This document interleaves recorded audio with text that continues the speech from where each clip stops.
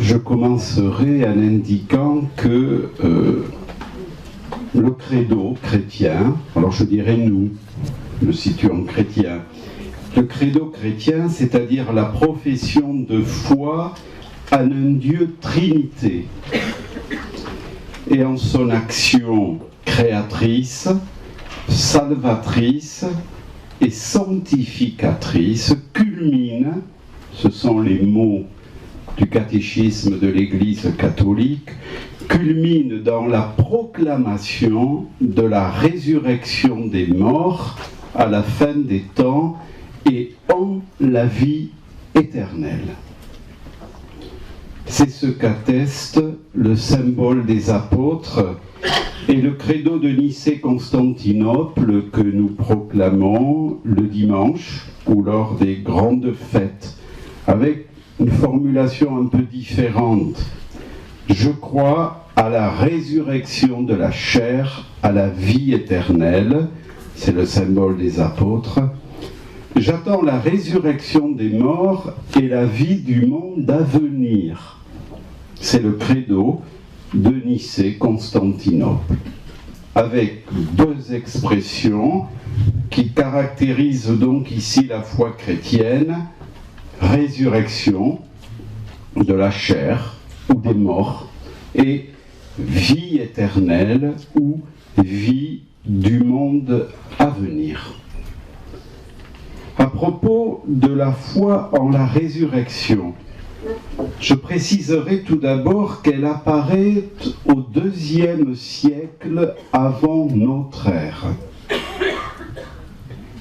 Au nom de la fidélité de Dieu, ça c'est important, au nom de la fidélité de Dieu et de sa justice, et non pas par peur de la mort, comme parfois on pourrait nous le reprocher.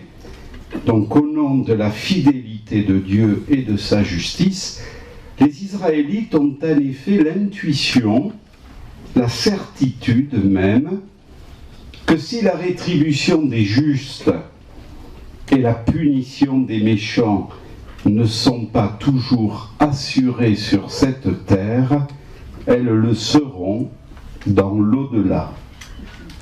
Des épisodes bibliques, je pense notamment aux résurrections opérées par Élie et Élisée, qui sont d'ailleurs davantage des réanimations que des résurrections.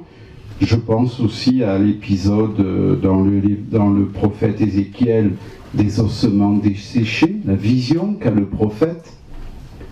Des épisodes avaient déjà ouvert la voie à cette attente d'une vie et d'une communion avec Dieu, et déjà vous entendez vie et communion avec, se prolongeant par-delà la mort. Mais c'est lors des persécutions d'Antiochus Épiphane, on est en 167 avant notre ère, que cette espérance va prendre réellement forme. La question qui se posera alors est celle de l'avenir de ceux qui ont été martyrisés en raison de leur foi. Sont-ils eux aussi, ce qui était à l'époque un peu la foi commune, sont-ils eux aussi condamnés à une mort éternelle dans le Sheol? Le Sheol, c'était le séjour des morts. Ou bien y a-t-il un avenir pour eux? La réponse ne se fera pas attendre. Dieu, le maître de la vie et de la mort, les ressuscitera et il punira à jamais ceux qui les ont fait mourir. Pour la première fois, l'attente d'une résurrection individuelle apparaît donc dans la Bible. Elle s'accompagne déjà de la prière. Elle s'accompagne notamment de la prière pour les soldats morts au combat, morts martyrs, et dont la vie n'aurait pas été exemplaire. C'est le plus ancien témoignage biblique d'une solidarité dans la prière entre les vivants sur la terre et les défunts qui les ont quittés. Nous y reviendrons plus tard. À l'époque de Jésus, tout cela nous le connaissons bien, l'attente de la résurrection des morts faisait l'objet de débats entre divers courants juifs. Les Sadducéens, on connaît bien cet épisode, qui n'y croyaient pas, vont même tendre un piège à Jésus en lui posant le cas d'une femme ayant épousé successivement 7 maris. À la question « De qui sera-t-elle la femme ?» Jésus répond que dans le monde de la résurrection, je le cite, « on ne prend ni épouse ni mari ». Pourquoi ?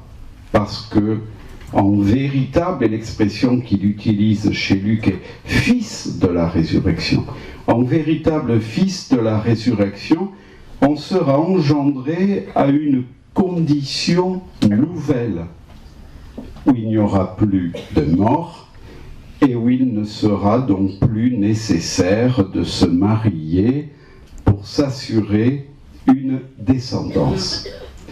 Ce faisant, vous le voyez, et c'est très intéressant par rapport au témoignage de ce matin, Jésus s'oppose à une conception de la résurrection selon laquelle, après la mort, on reprendrait un mode de vie similaire à notre existence terrestre. Alors même, c'est un fait, que nous avons tendance à penser l'au-delà à partir de ce que nous vivons aujourd'hui. Dans l'évangile de Jean, Jésus proclame également à propos du pain de vie, « Celui qui mange ma chair a la vie éternelle ». Il a, c'est un présent, et moi, je le ressusciterai au dernier jour. Toujours dans l'évangile de Jean, on trouve aussi cette réflexion de Jésus. La vie éternelle, c'est qu'ils te connaissent, toi, le seul vrai Dieu, et celui que tu as envoyé.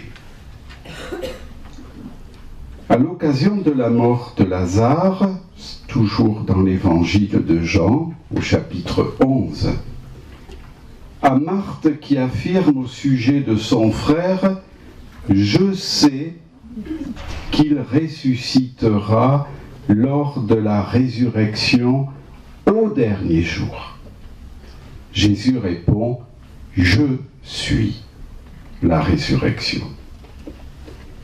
Mais il faudra attendre les apparitions du crucifié ressuscité pour que les disciples comprennent que Jésus, le Christ, en sortant vainqueur de la mort, a réalisé ce qui était attendu pour la fin des temps, et qu'il a inauguré un monde nouveau qui n'est plus sous le règne du péché et de la mort. Pour les témoins de la résurrection, donc pour les apôtres, le crucifié que Dieu a ressuscité et qu'il a élevé à sa droite partage désormais la vie divine.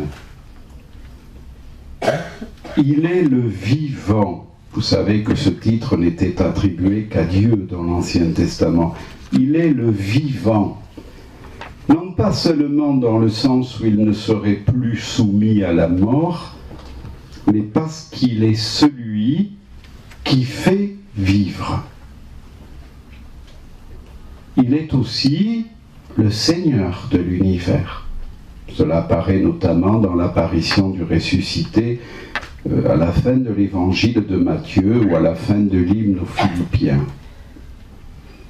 Et pourtant, lors des apparitions pascales, les évangélistes Luc et Jean soulignent la corporéité du ressuscité, qui montre ses mains et ses pieds, ou son côté, qui qui mange même avec ses disciples, attestant par le fait même qu'il n'est pas un pur esprit, encore moins un fantôme, mais qu'il est un être réel, personnel, capable d'entrer en relation. Arraché à notre condition mortelle, Jésus n'est plus cependant soumis aux limites de l'espace et du temps. Il les transcende et les domine complètement. Aussi le ressuscité n'est-il pas reconnu comme tel par la simple perception des sens, mais par la foi. Et grâce à des paroles, on voit cela notamment chez Luc, grâce à des paroles qui expliquent le sens des Écritures. Autant d'éléments qui vont jouer un rôle essentiel dans la réflexion chrétienne à propos de la vie dans l'au-delà. Vers les années 49-50, Paul, donc une vingtaine d'années après la mort de Jésus, Paul, à l'adresse des chrétiens de Thessalonique, qui se préoccupaient de savoir ce qu'allait devenir leur frère, mort avant la venue de Jésus, écrit : « Si nous croyons que Jésus est mort et ressuscité, de même aussi ceux qui sont morts, Dieu, à cause de Jésus, à Jésus, les réunira. » C'est dans la première lettre aux Thessaloniciens, c'est le chapitre 4, verset 14. Outre le fait que Paul associe la condition de ces chrétiens décédés à la résurrection de Jésus, Paul affirme que la communion, et c'est le mot important, que la communion vécue aujourd'hui avec le Seigneur trouvera son plein achèvement ou accomplissement dans la rencontre ultime avec lui. Lorsque, je cite toujours Paul, nous serons avec le Seigneur pour toujours. Au cœur de l'espérance chrétienne figure donc la perspective non pas d'un lieu, mais d'une communion éternelle avec le Seigneur. Avec, vous vous souvenez sans doute, eh bien, de l'interpellation de Jésus à l'adresse du bon larron: aujourd'hui même tu seras avec moi dans le paradis. À la fin du grand discours qui précède son arrestation, Jésus, toujours dans l'évangile de Jean, formule également cette très belle prière en faveur de ses disciples. Père, ce que tu m'as donné, je veux que là où je suis, cela aussi soit avec moi. Donc voyez l'importance de ce « avec ». Je pourrais aussi citer cet hymne que l'on trouve dans les lettres de Paul: « Si nous sommes morts avec lui, nous vivrons avec lui. » Donc, davantage qu'un lieu, il s'agit bien d'une communion. D'une communion qui nous fera participer à la vie même de Dieu. Et donc entrer, me semble-t-il, dans l'échange amoureux des trois personnes divines. Dans cet amour. Nous entrerons dans cet amour. Alors, par le don de l'Esprit, nous vivrons pleinement ce que nous sommes certes déjà, mais marqués par le péché, nous vivrons pleinement en enfants du Père et en frère du Fils. Dans une communion harmonieuse, transparente, sans souffrance ni violence, où la multitude des frères et des sœurs que nous serons vivra à la fois des relations personnelles et des relations de tous à tous, c'est-à-dire qui seront marquées par la proximité, certes, d'imagine avec celles et ceux que nous avons connus, mais qui en même temps seront ouvertes à l'universalité de l'amour de Dieu. C'est pour ça qu'il n'y aura rien d'exclusif. Nous serons dans l'amour. Ainsi s'explique que Paul, dans la lettre aux Philippiens, qu'il rédige vers les années 53-54, envisage la mort comme une éventualité positive. Je le cite, « Pour moi, vivre, c'est Christ.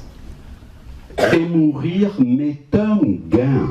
Mourir m'est un gain. » Et Paul ajoute, « Mais si vivre ici-bas doit me permettre un travail fécond, je ne sais que choisir. Je suis pris dans ce dilemme, j'ai le désir de m'en aller, de mourir, et d'être avec Christ. Et c'est de beaucoup préférable.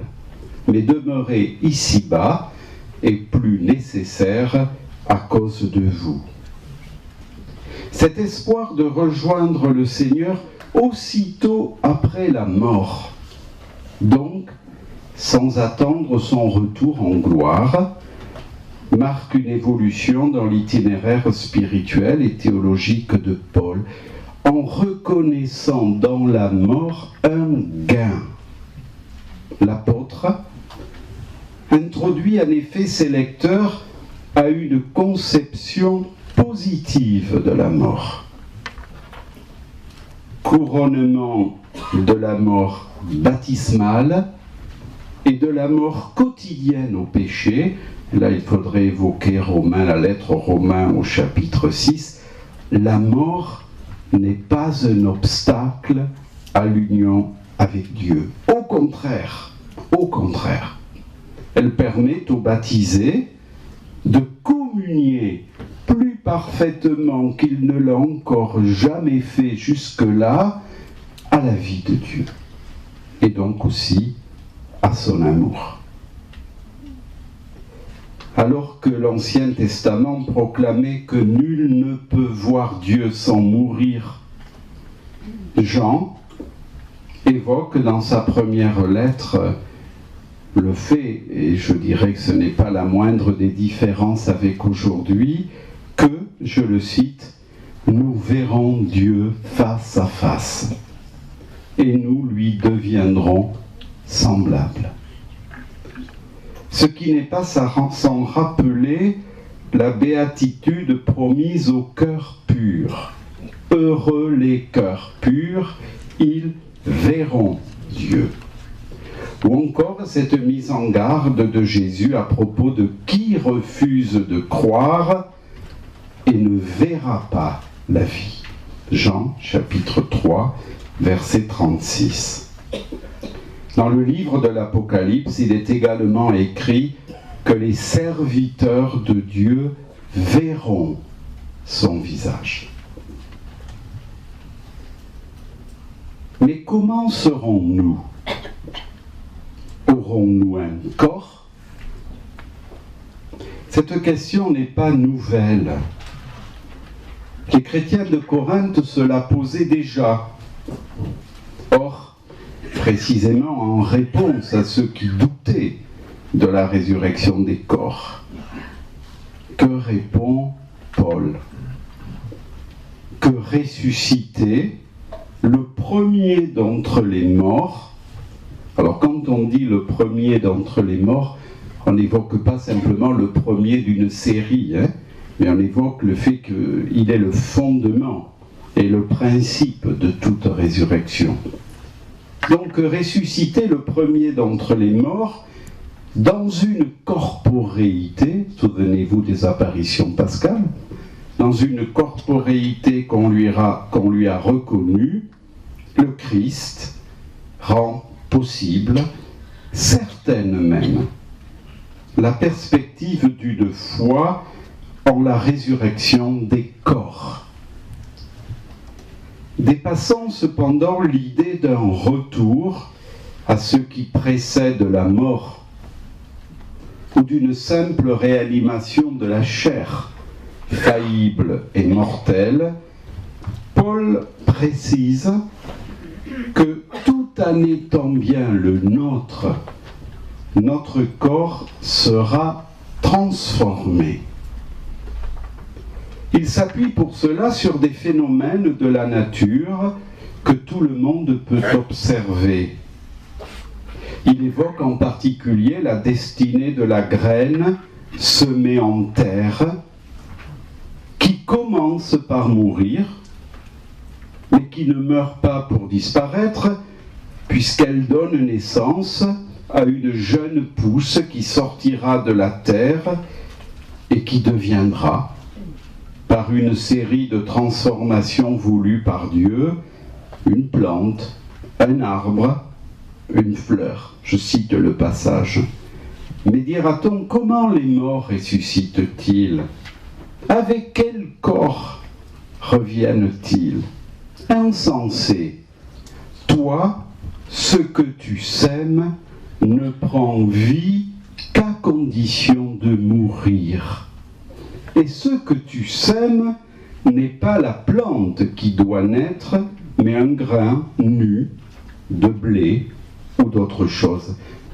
Puis, notez bien, Dieu, c'est Dieu. Puis Dieu lui donne corps, comme il veut, et à chaque semence de façon particulière.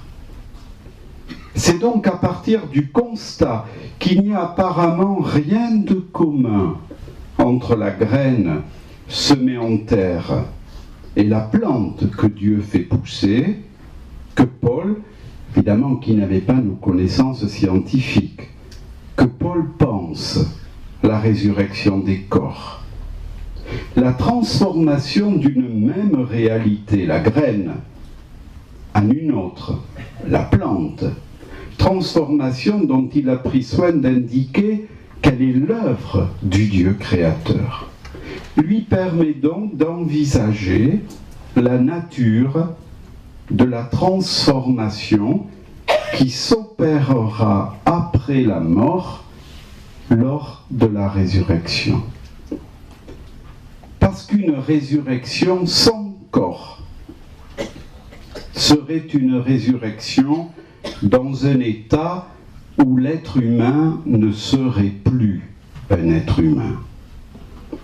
Il risque donc l'expression de corps spirituel, c'est-à-dire de corps totalement transformé par l'Esprit de Dieu, à l'image de la corporéité du Christ devenu, depuis sa résurrection, homme céleste. C'est l'expression qu'utilise Paul dans la première lettre aux Corinthiens, une expression, là aussi, qui ne renvoie, homme céleste, une expression qui ne renvoie pas à un lieu, mais à la condition du Christ ressuscité, vivant avec la totalité de son être corporel dans la gloire de Dieu. Parce que la condition du crucifié ressuscité annonce et préfigure ce que nous deviendrons. Paul enseigne donc que la vie éternelle, comprise comme vie avec Dieu pour toujours, ne signifiera pas la fin de notre corps, mais sa transformation en un corps non biologique. Je vais vous dire un mystère, écrit-il aux chrétiens de Corinthe, nous ne mourrons pas tous, mais tous nous serons transformés. Autrement dit, si nos cellules et notre chair disparaîtront à jamais, notre corps, qui nous est unique et qui fait de nous des êtres de relation, ressuscitera. Alors s'accomplira pleinement ce qui s'est déjà réalisé lors de notre baptême, et nous serons pour toujours avec le Seigneur, je cite toujours Paul, qui transfigurera notre corps humilié pour le rendre conforme à son corps de gloire. Voilà ce que nous proclamons lorsque nous confessons notre foi en la résurrection de la chair, le terme chair désignant ici la personne humaine tout entière, c'est-à-dire corps, c'est-à-dire âme et esprit. En découle une haute idée du corps humain, inséparable de notre condition humaine, inséparable de notre histoire, expression de notre personnalité, promis à la résurrection. Qu'il s'agisse de transformation ou de résurrection, il faut cependant dépasser toute idée d'une destinée après la mort qui serait purement individuelle. Puisque depuis notre incorporation au Christ par le baptême, notre identité se situe en relation et en communion avec l'ensemble de nos frères en humanité. Il faut aussi dépasser les représentations temporelles de l'éternité. Ce matin, on nous disait, oui, l'éternité, mais vers la fin, ce sera long. Je vais juste vous dire, c'est Grégoire de Nice, un père de l'Église du IVe siècle, qui, quand il parle de l'éternité, et l'éternité de cet être avec Dieu pour toujours, qu'est-ce qu'il évoque? Il évoque l'éternité comme un instant de bonheur exceptionnel.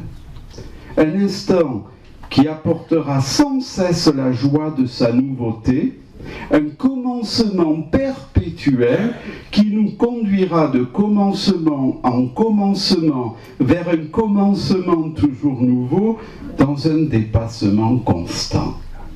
Donc on ne s'ennuiera pas. On sera dans l'amour et puis on ira de dépassement. Mais évidemment, il faut dépasser les représentations temporelles de l'éternité et comprendre que toute personne qui meurt abandonne l'ordre de la temporalité pour basculer dans celui de l'éternité et de la résurrection, même si, et ce point est important, même si tant qu'il y aura des hommes sur cette terre qui ne seront pas ressuscités, toute résurrection sera inachevée. C'est la raison pour laquelle nous attendons la venue du Seigneur, qui portera à son achèvement le monde nouveau inauguré le jour de Pâques. Mais vous avez bien entendu, on ne sera plus dans la temporalité. Il n'y aura pas un avant, il n'y aura pas un après, il n'y aura pas... Voilà.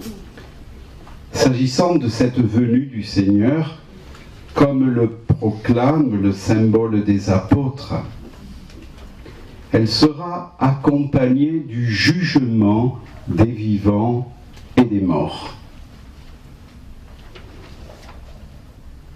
Cette perspective de résurrection finale et jugement, on la trouve dans l'évangile de Jean.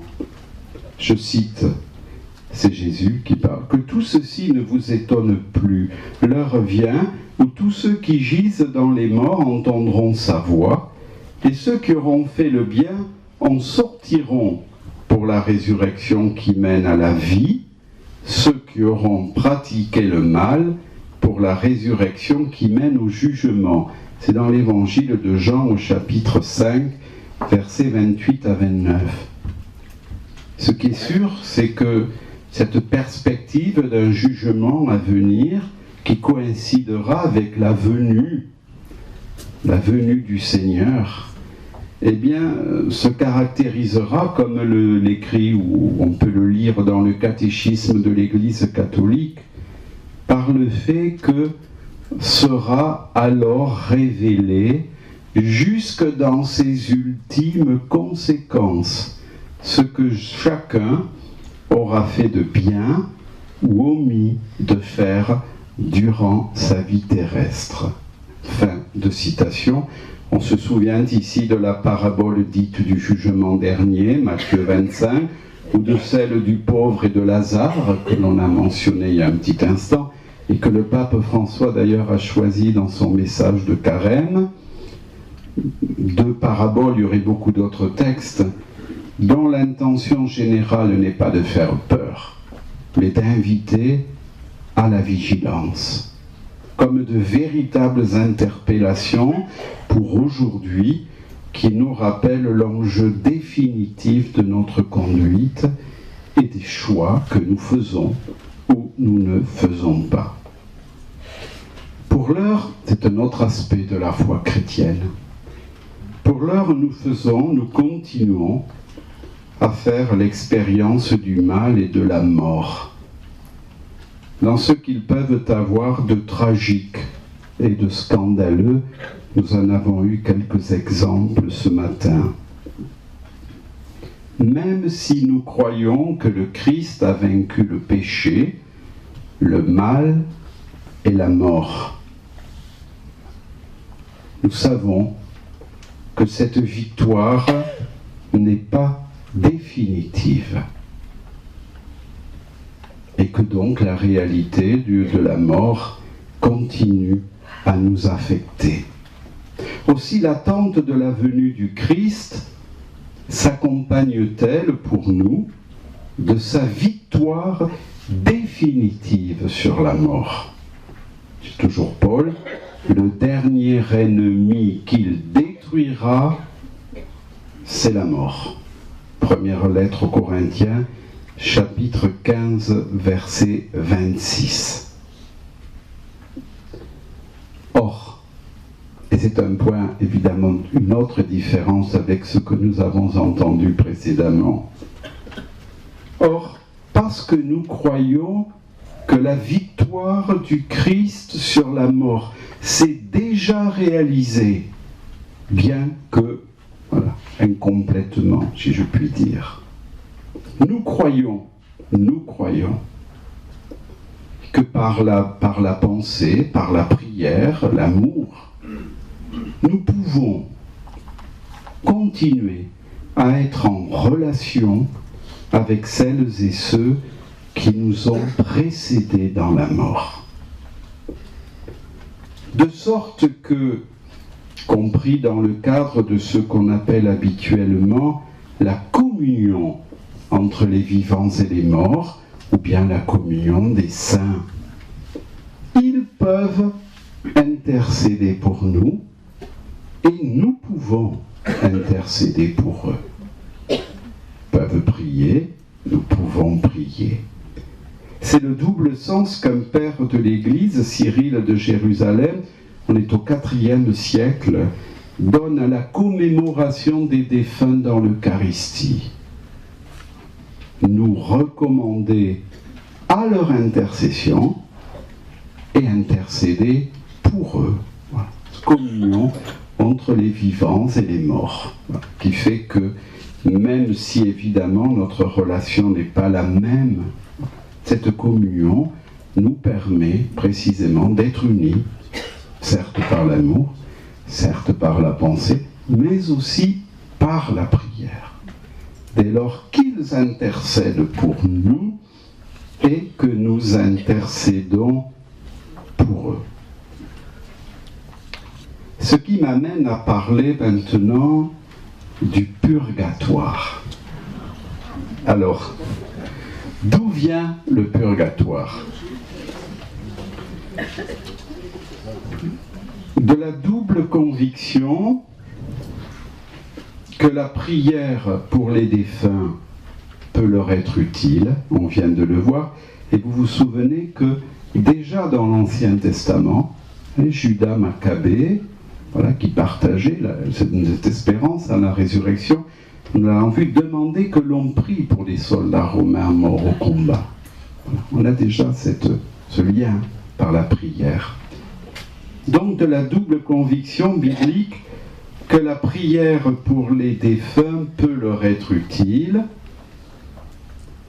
et que la plupart aussi d'entre eux ont besoin d'une purification sanctifiante avant de paraître devant Dieu. L'Écriture insistant en effet sur la pureté du cœur nécessaire pour approcher Dieu. Initialement présenté notamment par saint Augustin comme un feu purifiant, ce n'est qu'au XIIe siècle que le purgatoire est devenu un substantif correspondant à un lieu. Je reviendrai sur cette notion de lieu. En réalité, il vaudrait mieux parler d'un devenir de purification. Un devenir de purification.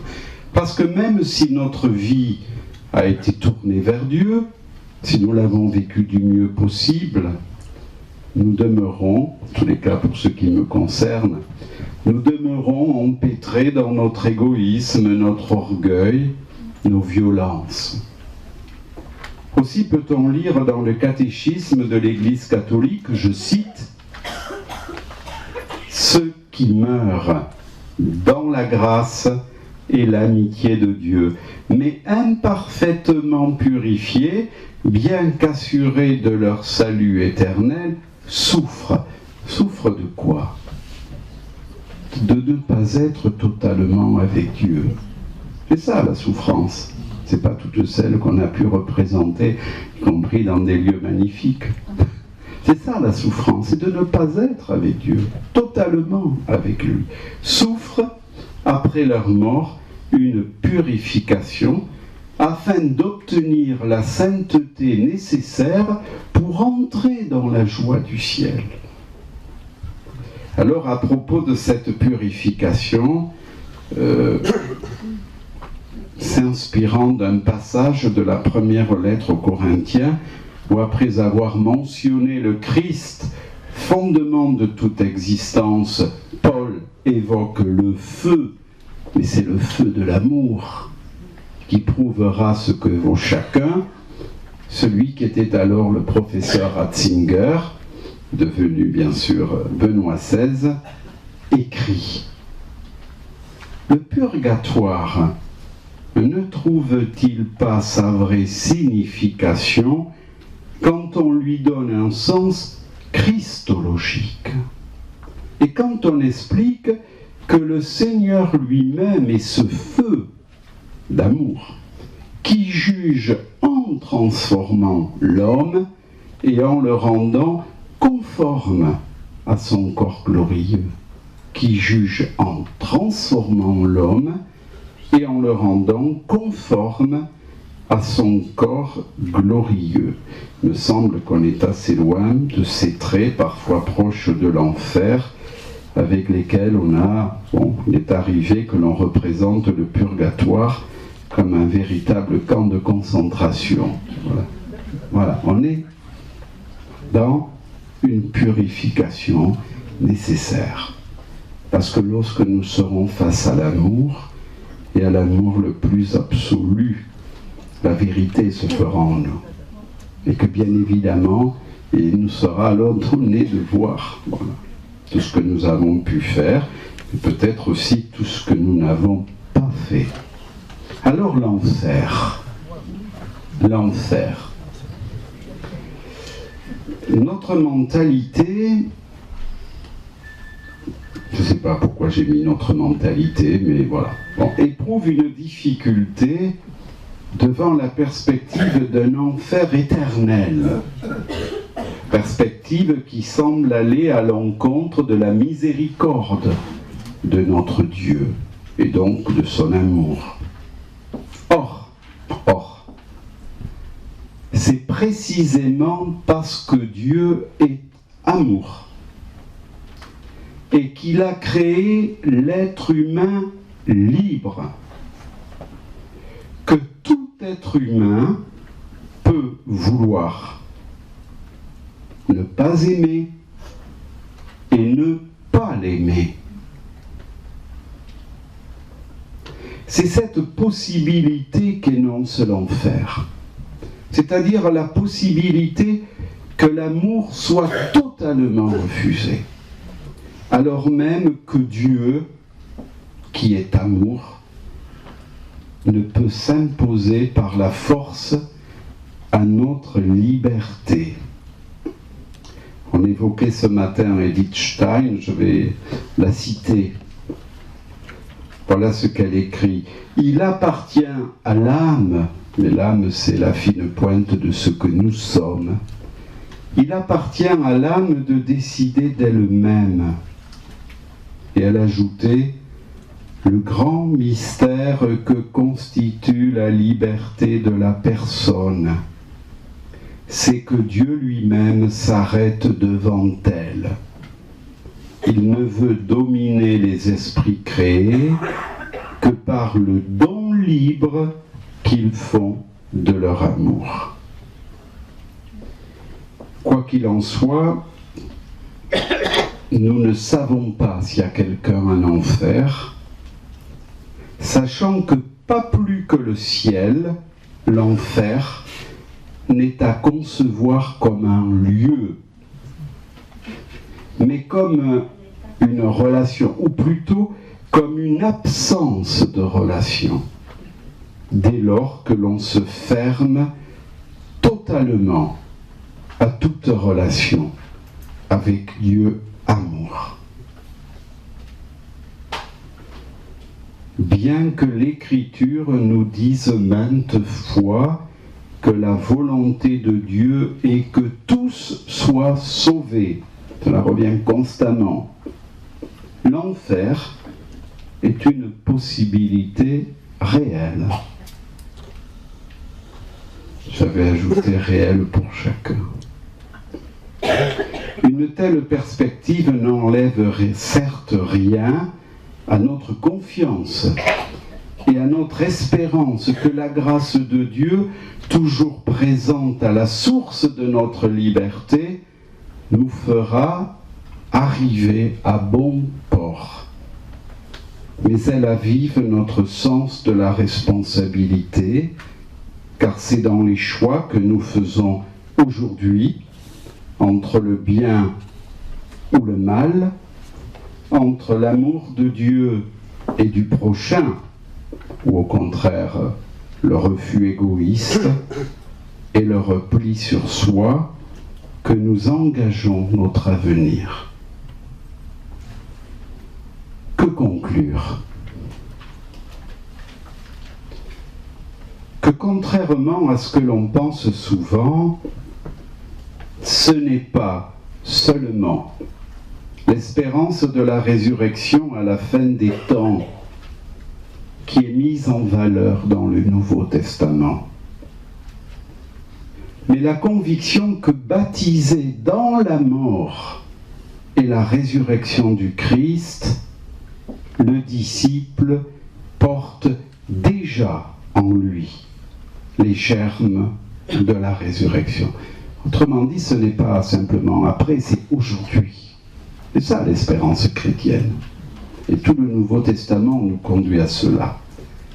Avant d'être célébré comme l'horizon ultime de l'espérance chrétienne, la résurrection l'est donc d'abord comme le lieu d'une recréation en Christ, mort, crucifié et ressuscité, et d'une communion avec lui dont il faut vivre aujourd'hui en attendant le jour où cette communion, nous la vivrons de la manière la plus totale et la plus parfaite qui soit. Ce faisant, loin de conduire au mépris de la terre ou à la fuite du monde, en s'évadant dans un univers céleste rassurant et consolateur, l'attente de la résurrection, de manière plus générale, cette espérance qui est la nôtre dans une vie dans l'au-delà, devient ainsi une invitation à prendre la vie au sérieux. Car c'est chaque jour, en luttant contre le péché et contre toutes les formes de mort qui menacent et défigurent le monde, et donc aussi nos frères, que le disciple du Christ apprend à devenir un peu plus ce qu'il est depuis son baptême. Bref, il ne s'agit pas d'abord d'attendre le jour où l'on ressuscitera, mais de vivre dès maintenant en ressuscité. J'évoque ici un passage de la lettre aux Colossiens au chapitre 3, verset 1. Et je vous invite, si vous avez l'occasion, à lire ce passage et surtout la suite. Dans cette vie déjà, indiqué récemment le pape François, nous avons en nous une participation à la résurrection du Christ. S'il est vrai que Jésus nous ressuscitera, il est également vrai que sous un certain aspect, nous sommes déjà ressuscités avec lui. Toujours le pape François. La vie éternelle commence déjà, en ce moment. Elle commence tout au long de la vie, qui est orientée vers ce moment de la résurrection finale. Et nous sommes déjà ressuscités, en effet, à travers le baptême. Nous sommes insérés dans la mort et la résurrection du Christ, et nous participons à la vie nouvelle qui est sa vie. C'est pourquoi, en attendant le dernier jour, nous avons en nous-mêmes une semence de résurrection comme anticipation de la résurrection pleine que nous recevrons en héritage. Et le pape François tire deux conséquences. C'est pour cela également que le corps de chacun est un écho d'éternité et doit donc toujours être respecté. Et surtout, la vie de tous ceux qui souffrent doit être respectée et aimée afin qu'ils sentent la proximité du royaume de Dieu, de cette condition de vie éternelle vers laquelle nous allons. Cette pensée nous donne espérance. Nous sommes en chemin vers la résurrection. Voir Jésus, rencontrer Jésus, telle est notre joie. Nous serons tous ensemble, ailleurs, mais joyeux avec Jésus. Tel est notre destin. J'aurais pu terminer sur cette citation. J'en ai choisi une autre. Il s'agit d'une réflexion de Pierre Kniep. Pierre Kniep est le fondateur de SIDA Information. Quelques mois avant sa mort, voilà ce qu'il écrivait. Quelques mois avant sa mort, donc malade évidemment du sida,